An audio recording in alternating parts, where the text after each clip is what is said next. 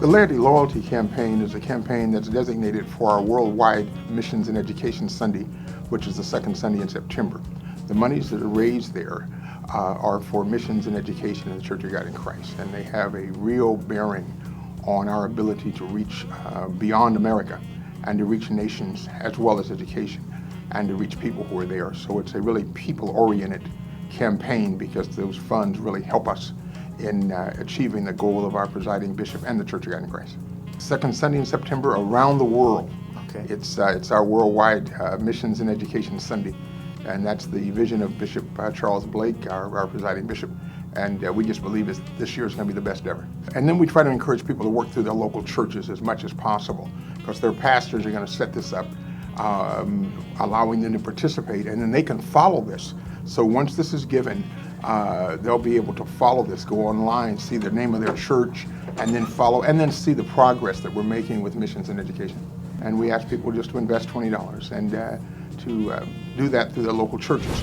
And we just believe that when we do that, that we can literally raise the level of expectation.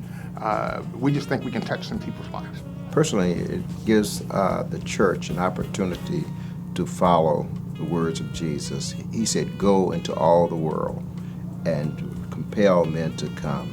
Well, mission goes into all the world to meet the needs of people. Our presiding bishop said we should go to Africa and help those Afro-Americans as the Jews helped Jerusalem and Israel. And so not only do we go into Africa, we go into Haiti, we go all over the world.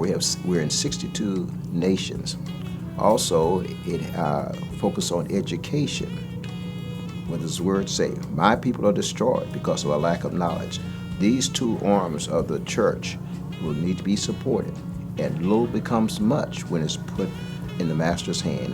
And the Lord is looking over us in this, and we're asking every church, every member to support this effort with just a small donation of $20 once a year. Yes, sir. One of the things that that's exciting to me about this, because I've been involved now traveling for the church around the world, is to see the impact of dollars spent in third world countries. Yes, sir. In particular, let me give you an example. In Haiti, after the terrible earthquake, Church of God in Christ, through their very special effort and that went forth, was able to build a brand new orphanage from the ground up, to build a medical clinic, which has been used every day, to build a guest house, and to be there to see those children. When Bishop Blake went there, we went to dedicate that, and to see the look on those children's faces when they realized that they'd been sleeping almost on top of one another in a little cramped space. Wow. To have their own room, their own place, their own playground area, and to see the hope that came to that whole city, to that whole area, because of the help of people. And that happens all over the place, and people matter. And so when you see that one time, I mean, you are impacted for the rest of your life. And I think that's what our theme is literally impacting the nations of the world, which was the vision of Bishop C.H. Mason.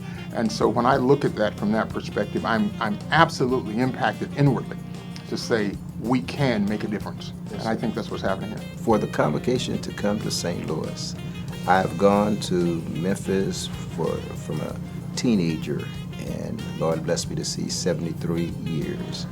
And I would get up early in the morning to go to the early morning service on official day and be dead tired.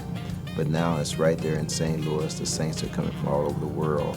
They're in St. Louis, and we're able to seat all of the saints together on official day, and to see the saints coming together and praising the Lord in one place, with one heart, one mind.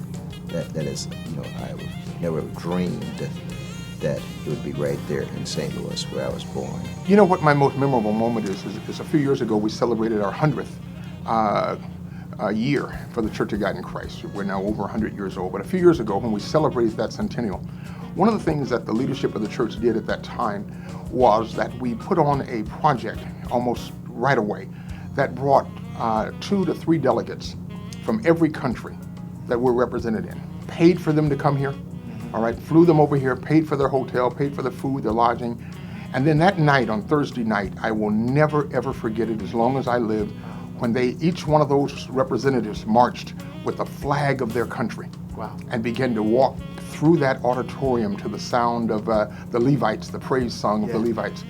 I don't think there was a dry eye in the house.